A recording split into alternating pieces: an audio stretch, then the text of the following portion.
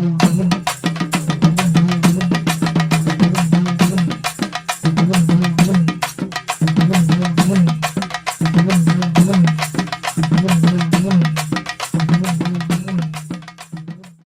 வந்து யாரு அப்படின்னு நான் ஒரு புக் எழுதணும். ஒரு 10 பேர் சேர்ந்து அவங்கவுங்க மைண்ட் ஆஃப் வியூவில் எழுதணும். சமீபத்தில் அந்த புக்கு வந்துச்சு. இப்போ இவங்க சமணர்கள்ட்ட ஐயனார் இருக்கு, பௌத்தர்கள்ட்ட இருக்கு, இந்து மதத்தில் இருக்கு, நாட்டார் மரபில் இருக்கு. சரி, இதெல்லாம் சேர்ந்து யார் ஐயனார் அப்படின்னு சொல்லிட்டு எழுதியிருந்தோம். நான் வந்து பார்த்தீங்கன்னா சோழ நாட்டில் ஐயனார், காவிரி கரையில் ஐயனார் வழிபாடு எப்படி இருக்குது அப்படின்ட்டு எழுதியிருந்தேன்.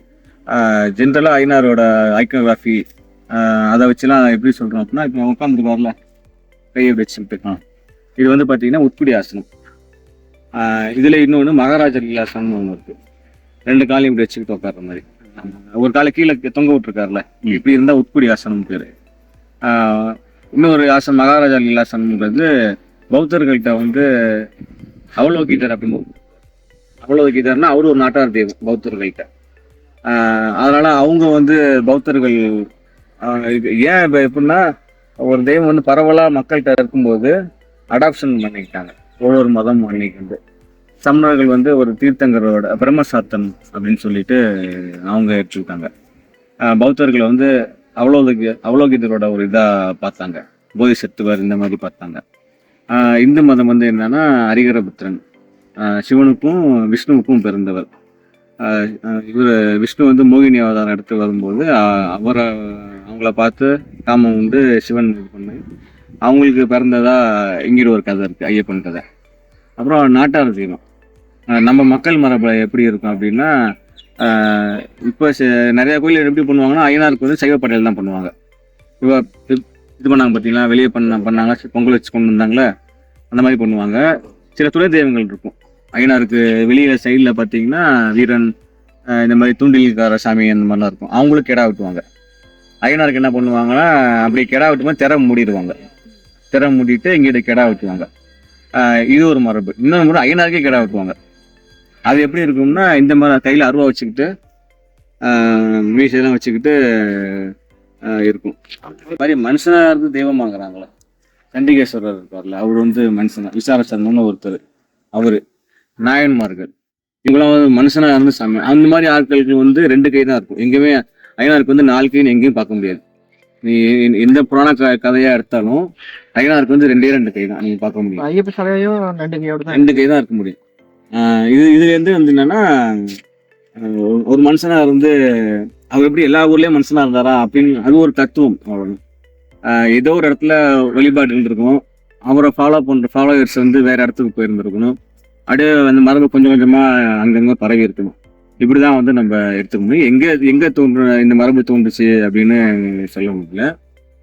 பொதுவா வந்து இப்ப இவருக்கு வந்து நம்ம சாஸ்தான்னு சொல்றோம்ல, சாஸ்தான்றது பாத்தீங்கன்னா சாஸ்தாக்கு தான் சிற்ப மரபு இருக்கு. காமிக்காகலாம் பாத்தீங்கன்னா சாஸ்தாக்கு சிலை எப்படி செய்யணும்ட்டு தான் இந்த உட்குடி ஆசனமும் மகாராஜ லீலாசனமும் இருக்கு. ஐயனாருக்குன்னு கிடையாது.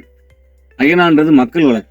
நம்ம மக்கள்கிட்ட கேட்டா என்ன சொல்லுவோம், ஐயனார் கோயில் போறோம்னா சொல்லுவோம். சாஸ்தா கோயில் போகணும் யாரும் சொல்லுவோமா? சொல்ல மாட்டோம். ஏன்னா அது சிற்பவியல் மரபு. கோயில் கட்டி ஆமா சாஸ்தாக்கு தான் வந்து செலவு வைக்கிறோம். ஆனா ஐயனார்ன்றது மக்கள் வழக்கு. மக்கள் பெருவாரியா இருக்கிற வழக்குக்கு பேரு ஐயனார்ன்றது வழக்கு. சாஸ்தான்றது சிற்பவியல் படி இருக்கிற அந்த ஐக்கோகிராஃபி படி உள்ள பேரு தான் சாஸ்தா. அதுதான் வந்து இங்க பார்த்தீங்கன்னா ஒவ்வொரு பேரா இருக்கும். கற்கோயில் ஐயனார். ஆனா பாத்தீங்கன்னா அதுக்கு நீங்க எடுத்தீங்கன்னா அதோட மூலங்கள் கதையை எடுத்தீங்கன்னா வேற ஏதாவது பேரு சாஸ்தான் முடியும்.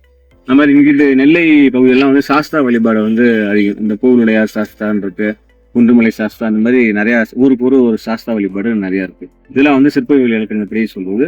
ஆனா மக்கள் வழக்கில் வந்து என்னன்னா ஐயனார் இப்படிதான் எல்லாத்தையும் இருக்குங்க. எல்லாத்தையும் பொறுத்த வரைக்கும் மெயினானது என்னன்னா, இப்ப மக்கள் வழக்குல எந்த மரபு அதிகமா இருக்கோ அதை வந்து மதங்கள் இழுக்க ஆரம்பிச்சிடும். மக்கள் வழக்கில் இருந்தது வந்து ஒவ்வொரு மதங்கள் எடுத்து ஆரம்பிச்சு இப்ப எதுல எந்த மதத்துல இருக்குன்னு இவங்களுக்கு வழிபுறவங்களுக்குமே தெரியல. ஏன்னா காலப்போக்கில் எல்லா மதமும் வந்தது, அப்படியே ஒரு மாதிரி குழம்பி அடிச்ச மாதிரி ஆயிடுச்சு. அந்த வழிபாடு மட்டும் உண்மையா இருக்கு.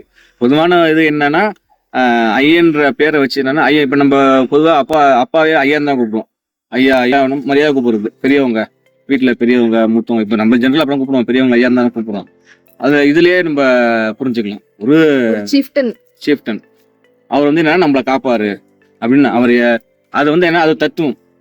நம்ம முன்னோர்கள் யாரோ பெரியவங்க நம்மள இப்போ இந்த கோயம்புத்தூர் சைட்லாம் போனீங்கன்னா விவசாயம் பண்ணும்போது சும்மா ஒரு கல்லை ஊனி வச்சுட்டு அதை கும்பிட்டுட்டு ஐயான்னு சொல்லிட்டு கும்பிட்டுட்டு விவசாயம் பண்ண ஆரம்பிப்பாங்க. அப்படின்னா என்ன அர்த்தம், அவங்க யாருன்னே தெரியாது. சரி நம்ம முன்னோர்கள் வந்து காப்பாற்றுவாங்க அப்படின்னு இப்படி இதுதான் ஒரிஜினல் மரபா இருந்திருக்கும்.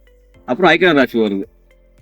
ஒரு தலைவன் எப்படி உட்காந்துருப்பான், ஒரு கிங் சீஃப்டன் வந்து ஒரு நாட்டாம எப்படி உட்காந்துருப்பாரு, விழுப்புரத்துல பார்க்கும்போது இருந்தது. ஒரு நாட்டாம இப்படியே கையை வச்சுக்கிட்டு தீர்ப்பு சொல்றாரு, அந்த மாதிரி ஒரு தலைவன் பேட்டர்ன்ல கொண்டு வா அப்படின்ற மாதிரி கொண்டு வந்து அப்புறம் ஐக்கிய ராசி உருவாகி அப்புறம் அப்படியே எல்லாத்துக்கும் பரவ ஆரம்பிக்குது. இதுதான் வந்து ஐயனாரோட ஸ்டோரி. இவர் வந்து இந்த கோவில இருந்தா இவரும் பார்த்தீங்கன்னா இப்ப எல்லாமே புதுசா மாத்திட்டாங்க. எதுவுமே வந்து இதுக்கு பழமையான இது அம்சம் எதுவுமே கிடையாது. இந்த மண்ணே பார்த்தீங்கன்னா எப்படின்னா திடீர்னு மேடா இருக்கும். ஏன்னா மண்ணு சாஃப்டான மண். நம்ம தேரிக்காடு பார்த்தோம், இதெல்லாம் கூட கொஞ்சம் கலந்துருச்சு. பரவாயில்ல பார்த்தீங்கன்னா அந்த குதிரைமொழி எங்கெல்லாம் பார்த்தீங்கன்னா நல்லா சாஃப்டா இருக்கும். திடீர்னு பார்த்தீங்கன்னா அந்த இடம் மேடா இருக்கும், மறைஞ்சிரும்.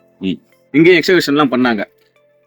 பண்ணும்போது சில தாலிகள் இந்த இதெல்லாம் எலும்பு கூடுலாம் கிடச்சிது. ஆனால் முழுமையாக எதுவும் பண்ண முடியல. ஏன்னா ஒரு இடத்துல பண்ணிட்டு இருப்பாங்க, திடீர்னு பண்ணிட்டு பண்ண அந்த இடம் இருக்காது, வேற மாதிரி மூடி இருக்கும். அதனால ஒரு ப்ராப்பராக வந்து இங்கே பண்ண முடியல. ஆனால் பொதுவான நம்பிக்கை என்னன்னா இங்கே ஏதாச்சும் ஒரு நகரம் மாதிரி இருந்திருக்கும், இருந்துட்டு காலப்போக்கில் அழிஞ்சிருக்கும் அப்படின்ட்டு அதான் ஒரு நம்பிக்கை. அப்புறம் நம்ம 5 திணைகள் சொல்கிறோம்ல, இது வந்து பாலை திணையாக இருக்கலாம். பொதுவாக என்ன சொல்லலாம், திணை திருந்தால் பாலை. நமக்கு தமிழ்நாட்டுக்குன்னு பாலைவனம் கிடையாது. ஆமா, வறட்சியில வந்து அதுதான் நமக்கு பாலை அப்படின்னு பொதுவா சொல்ற நிகழ்வுகள் சொல்றது அதுதான். தமிழ் நிலத்துக்குன்னு ஒரு பாலை நிலம் கிடையாது. இப்ப இதுதான். இன்னொன்னு என்னன்னா இங்க பாத்தீங்கன்னா இந்த கோயில வந்து கல்லர் வெட்டு திருவிழாவும் நடக்கும். திருடர்கள் இருக்காங்களே அவங்கள வெட்டுற மாதிரி ஒரு ஃபங்க்ஷன் நடத்துவாங்க. அது எல்லாருமே வந்து கூடிடுவாங்க. இப்ப பாலை நிலத்துல வந்து நம்ம திணையில யாருப்பா வச்சு நடக்கும். மரம் 6 இலை கல்வரெல்லாம் ஒளிஞ்சிருப்பாங்க. அதை வந்து இது மெயின் லிங்க் ஆகிற மாதிரி தான் விஷயங்கள். எல்லாம் பேரே அப்படிதான், கல்லர் வீட்டு திருவிழா தான் இதுக்கு பேரே. ஒரு ஃபங்க்ஷன் நடக்கும். அப்ப என்னன்னா அந்த மாதிரி ஒரு திருடன் யாராவது திருடன் வராங்க, இப்போ வந்து இந்த தெய்வம் காட்டுது அப்படின்ற மாதிரி நம்பிக்கை. இது வந்து ஒரு எப்ப இங்கேயே நடக்கிற ஒரு எப்பயும் நடந்த ஒரு தத்துவத்தை கொஞ்சம் கொஞ்சமா ஏற்றி இறக்கமா சொல்லியிருப்பாங்க. விஷயம் ஏதோ ஒன்று நடந்திருக்கும். இந்த மாதிரி அதுக்கேற்ற மாதிரி இந்த மண்ணும் பார்த்தீங்கன்னா உங்களுக்கு பாலை நிலம் தான்.